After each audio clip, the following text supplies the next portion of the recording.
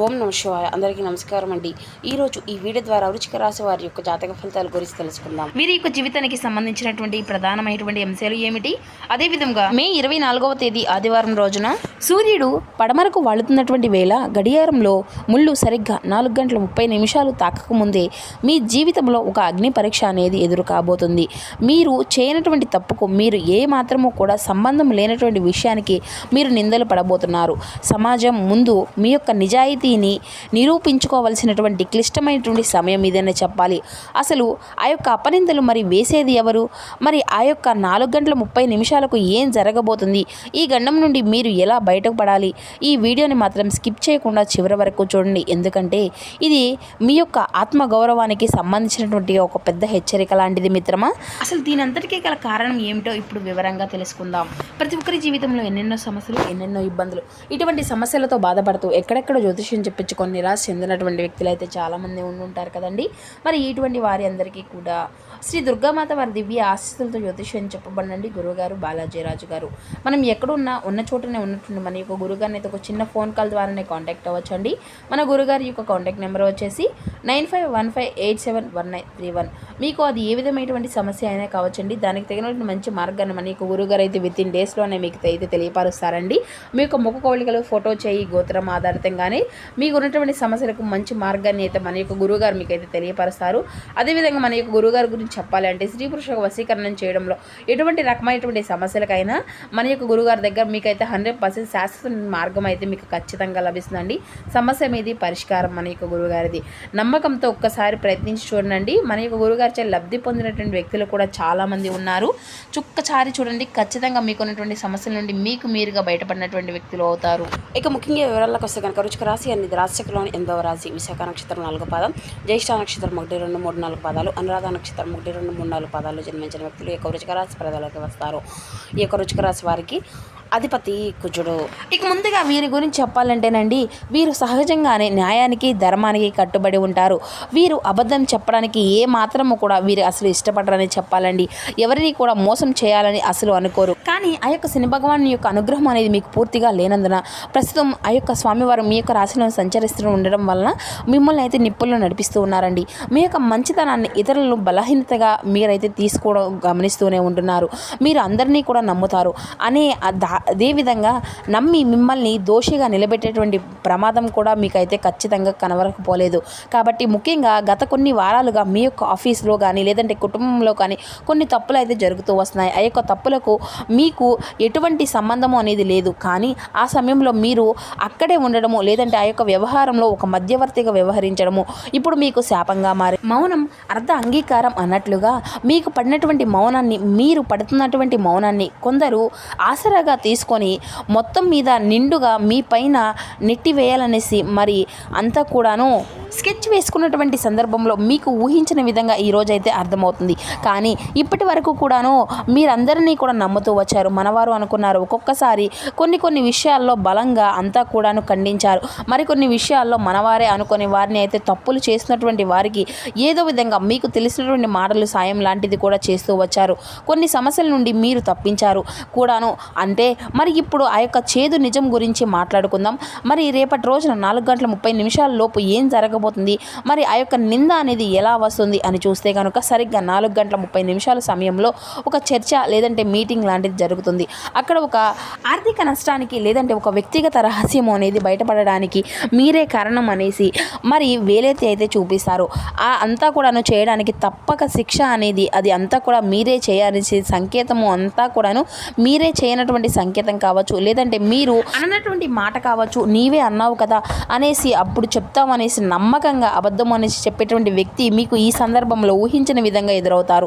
నిజానికి ఇది అంతా కూడా ఆఫీస్లోనో లేదంటే మీకు నిజ జీవితంలో ఎక్కడైనా కానీ మీ యొక్క మంచితనంతో మీరు ముందుకు వెళ్ళడం కొన్ని పరిస్థితుల్లోనే నా అవసరం లేదేమో అనేసి పెద్దగా మీరైతే మాట్లాడకపోవడం అనేది మీకు ఇక్కడ ఒక పెద్ద సమస్యగా మారేటువంటి అవకాశం అయితే కనపడుతుంది.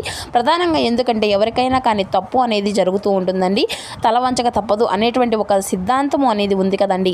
కానీ ఇక్కడ మీకు ఊహించిన విధంగా కొందరు వ్యక్తులు మిమ్మల్ని మిమ్మల్ని అంటే మీ మీద ప్రత్యేకంగా కాస్త టార్గెట్ అనేది పెట్టుకున్నారు. మిమ్మల్ని ఎలాగైనా సరే మానసికంగా దెబ్బ కొట్టాలనేసి మీరు చేసినటువంటి పనుల్లో అడ్డుకోవాలి, లేదంటే మీరు ఏదో ఒక రకంగా నష్టాన్ని కలిగించే విధంగా ఒక ఉద్దేశంతో వారైతే ప్రధానంగా ఈ యొక్క పరిస్థితిని బలంగా మీ ముందుకు తీసుకొస్తున్నారండి. దానికి మరికొందరు వ్యక్తులు కూడాను మరి దానికి సపోర్టుగా ఉండడము, వారు కూడా మిమ్మల్ని బ్లేమ్ చేయడము లాంటిది కూడా బలంగా జరుగుతూ ఉంటుంది. వివరంగా ముఖ్యంగా చెప్పాలంటే ఇక ఉద్యోగస్తులకు, వ్యాపారస్తులకు పై అధికారుల నుండి మెమో రావడము, లేదంటే విచారణ కోరడము లాంటివి అయితే జరుగుతూ వస్తాయి. ఇక ఈ యొక్క సమయంలో మీ యొక్క నోటి నుండి వచ్చేటువంటి ఆ యొక్క మాటలు కావండి, మీ యొక్క కళ్ళ నుండి నీళ్లు అనేవి తిరుగుతూ ఉంటాయి. మీరు నిజాయితీ పరులని మీకు తెలుసు, కానీ లోకంలో మిమ్మల్ని మరి ఏ విధంగా చేయాలి, చేసేటువంటి పరిస్థితి అంతా కూడా ఏ విధంగా నష్టపరచబోతున్నాయి, మరి ఆ యొక్క నింద అనేది వేసేటువంటి వ్యక్తి ఎవరో తెలిస్తే మీకైతే రక్తం అంతా కూడా మరిగిపోతుంది అనమాట. వారు మీ యొక్క శ్రేయోలాషులుగా నటించేటువంటి ఒక కపట స్నేహితుడా, లేదంటే కుటుంబంలో, లేదంటే మీ యొక్క అసూయపరుడా, తన యొక్క తప్పును కప్పిపుచ్చుకోవడానికి అంటే ఆ యొక్క కపట స్నేహితుడు కానీ, లేదంటే కుటుంబంలో ఆ యొక్క అసూయపరుడు కానీ ఆ యొక్క తప్పును అంటే తన యొక్క తప్పును కప్పిపుచ్చుకోవడానికి మిమ్మల్ని బలి పశువులుగా వాడుకుంటున్నారు. ఈ యొక్క వ్యక్తి మీ యొక్క ఎదుగుదలను ఇష్టం లేదా, అందుకే ఇన్నాళ్ళు కూడాను అతను ఏ విధంగా మీ మీద కోపం అనేది చూపించి ఈ రేపటి రోజున మీ యొక్క జీవితంలో ఆ యొక్క సాయంత్రం సమయంలో ఈ విధంగా ఎంచుకోబోతున్నారు అన్నమాట. ఆ యొక్క ముఖం మీదే అంటే ఆ వ్యక్తి ముఖం మీద చూస్తూ ఆ యొక్క అసహ్యము అనేది వస్తుంది మీకు.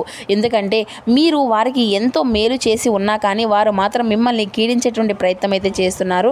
రేపటి రోజున ఈ యొక్క రాశి వారికి ప్రస్తుతం ఏళ్ళనాటి శని మధ్యకాలంలో నడుస్తుంది. దీనికి జన్మశని అంటారు కదండి. జన్మశని కాలంలో మనిషి గౌరవానికి హాని అనేది అంగీకారంగా నిందలు అనేది కలగడం చాలా సహజం. మధ్యాహ్నం మరి మీకు ఆ యొక్క సమయం అంతా తర్వాత ఊహించని విధంగా కలిగేటువంటి ఆ యొక్క సమస్య దీన్ని ఏ విధంగా విపత్తుగా కూడాను భావించేటువంటి పరిస్థితిగా బలంగా కనిపిస్తున్నాయి. అయితే ప్రధానంగా మీ యొక్క జీవితంలో దీనివల్ల కొన్ని లాభ నష్టాలు కూడా ఉండబోతున్నాయి మిత్రమా. అయితే ప్రధానంగా అందులోని ముఖ్యంగా మీ యొక్క జీవితంలో మరి గూళిక కాల ప్రభావంతో వల్ల నిందలు అనేవి బలంగా పడుతున్నాయి. శనిదేవుడు మిమ్మల్ని పరీక్షించి మీలో ఉన్నటువంటి సహనాన్ని బయటకు తీయాలని చెప్పేసి చూస్తూ ఉన్నారు. ఇది అంతా కూడా కర్మఫలంలో ఒక భాగంగా ఉండబోతుంది. ఈ యొక్క పరువుకు భంగం కలిగించవచ్చు. మనశ్శాంతి అనేది కోల్పోయి కొన్ని రోజుల పాటు నిద్ర లేనటువంటి రాత్రులను కూడా మీరైతే గడుపుతారు. అయితే ప్రధానంగా ఆత్మీయులు కూడా మిమ్మల్ని అనుమానించేటువంటి అవకాశం కూడా ఉంది. మరి లాభాలు ఏంటంటే మిత్రమా, ఈ నింద వల్ల ఒక మంచి అనేది జరగబోతుంది. మీ చుట్టూ ఉన్నటువంటి వ్యక్తుల్లో ఎవరు అసలైనటువంటి వారు, ఎవరు ముసుగు వేసుకున్నటువంటి వారు అనేది కూడా ఒక స్పష్టత అనేది మీకైతే అర్థమవుతుంది. ఈ గండం నుండి బయటపడ్డాక మరింత దృఢంగా మీరైతే మారుతారు. మరి భవిష్యత్తులో ఎవరిని కూడా నమ్మాలో మీకైతే ఒక పెద్ద పాఠంగా నేర్పడబోతుంది. అయితే మరి ప్రధానంగా మరి ఈ రోజున దీని నుంచి బయటపడాలి అంటే మీకు ఆ యొక్క అపనందల నుండి మీరు ఏ విధంగా విముక్తులుగా కావాలి అంటే ఖచ్చితంగా ఇదైతే పాటించే తీరాలి. శని త్రయోదశి లేదంటే శనివారం యొక్క నియమాలను అయితే ఖచ్చితంగా మీరైతే పాటించాలి. ఏంటంటే 3 నువ్వుల నూనె దీపాలతో స్వామివారికి అంటే శనికి దీపము అనేది వెలిగించి అభిషేకం అనేది చేయడము, లేదంటే హనుమంతుల వారిని దర్శించుకోవడం, హనుమాన్ చాలీసా పఠించడం వల్ల కూడాను శత్రువుల యొక్క కుతంత్రాలు అనేవి పటాపంచలవుతాయి. ఓర్పు పంటడము, నింద పడినటువంటి వెంటనే ఆవేశంతో అంతా కూడా అరవకండి. మరి ఈ యొక్క సమయం అంతా కూడా వచ్చినప్పుడు అయితే దాన్ని అయితే నిరూపిస్తాం అనేసి మౌనంగా ఉండండి. ఆ యొక్క అవకాశమే మిమ్మల్ని మరింత దోషిగా కూడా చూపించేటువంటి అవకాశం అయితే కనిపిస్తుంది. ఇక ఈ రోజున నల్ల వస్త్రాలు లేదంటే మినుముల దానం అనేది చేయడం వల్ల కూడా శని ప్రభావం అనేది తగ్గుతుందండి. ఇక ఈ యొక్క రాశి మిత్రులారా, బంగారం అనేది నిప్పుల్లో కాలందే మరి అంతా కూడా నల్లగా తయారు కాదు కదా. మరి రేపటి రోజున ఆ యొక్క సాయంత్రం సమయం అనేది ఎదురయ్యే ముందే ఈ యొక్క పరీక్ష అనేది ధైర్యంగా ఎదుర్కోండి. సత్యం ఎప్పుడూ కూడా నిలకడగా ఉంటుంది. అది ఆలస్యం అయినా కానీ మీకు వెలుగులోకి అయితే ఖచ్చితంగా వెలుగును చూపించే తీరుతుంది. మరి దేవునిపై భారము అనేది ఉంచి ముందుకు సాగండి, అంతా కూడా శుభమే జరుగుతుంది. మరి తెలుసుకున్నారు కదండి, రేపటి రోజున మీ యొక్క జీవితంలో జరగబోయేటువంటి మార్పులు అనేవి ఏ విధంగా ఉండబోతున్నాయి, ఏ దేవతారాధన మీకు శుభప్రదంగా ఉంటుంది, ఏ నియమాలు పాటించాలి, తీసుకోవాల్సినటువంటి జాగ్రత్తలు ఏంటి అనేది. సో మా వీడియో మీకు నచ్చితే కూర్చున్న లైక్ చేసి సపోర్ట్ చేయడం మాత్రం అసలు మర్చిపోకండి friends. Thank you for watching. Please support my channel.